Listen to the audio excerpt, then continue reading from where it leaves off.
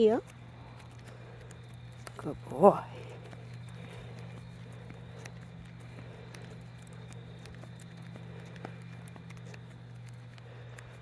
Maybe because he's sniffing and not paying attention and doing turns. That's kind of forcing him to realize I got to focus on where she's going, not letting him take the lead, but all with a very loose slip lead. Left turns are great to get him to focus. Right hand turns are great for handlers to learn how to let their slip lead pull through their fingers and then turn and pop and go back to this loose slip lead. Good boy, Bobo. This is great. This is him learning to follow me where I go.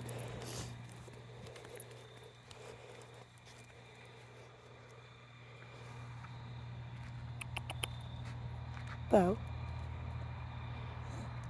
Yes. Good boy. Yo. Right there, he kind of trotted too fast when we took off.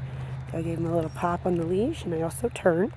Now that yawn there is a great sign. That's him releasing some mental stimulation and him getting tired from having to use his brain. So I never go, I can't say never, but I very rarely go in just a very straight line because that gets very boring for our dogs. If we're playing a game of follow the leader with a kid, if we just go in a straight line all the time, they are not going to want to follow our lead anymore. They're going to get pretty bored pretty quick.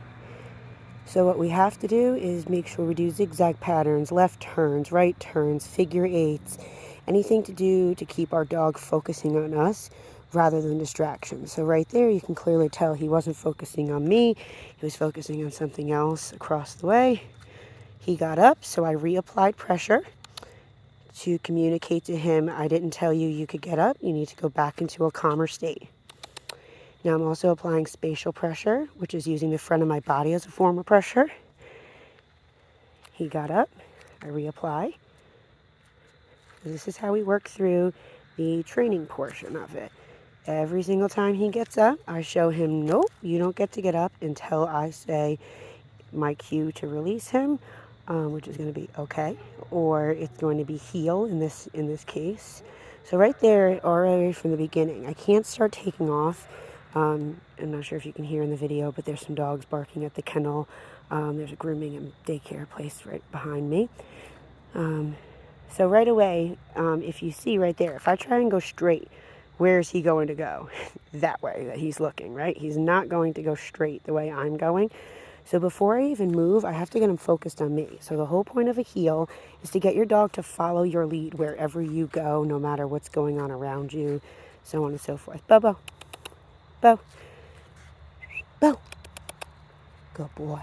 So now that I have his attention a little better when he looked at me, Beau. Yes. Now he's like, oh, pressure's on, I gotta focus. Heel. So right off the bat, he took off too fast. He's right in front of me, right? He's not behind me.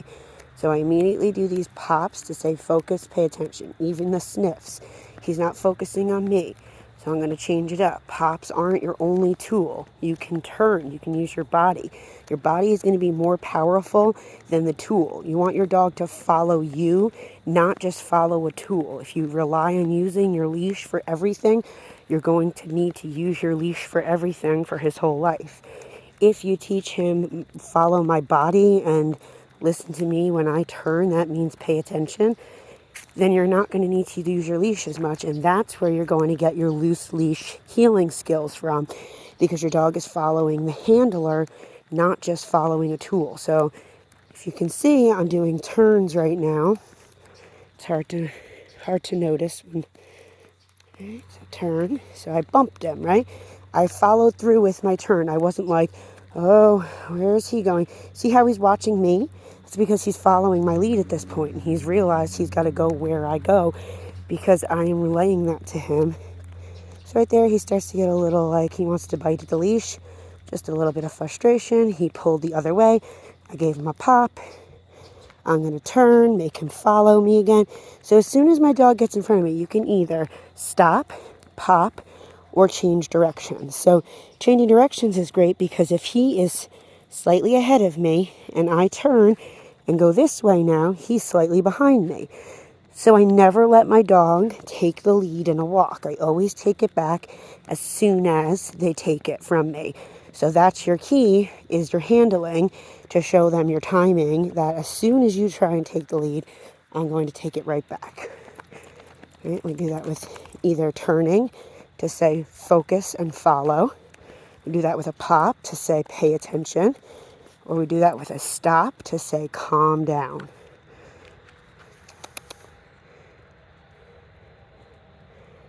Good boy, Bobo. Yeah.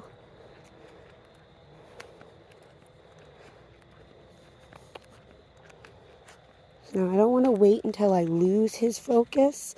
I want to keep him focusing on me. I don't want to always try and get it back, get it back, get it back. It's a matter of stay watching me. So if I turn, he didn't see. I'm not going to pull him. Watch, he's not going to notice I turned, right?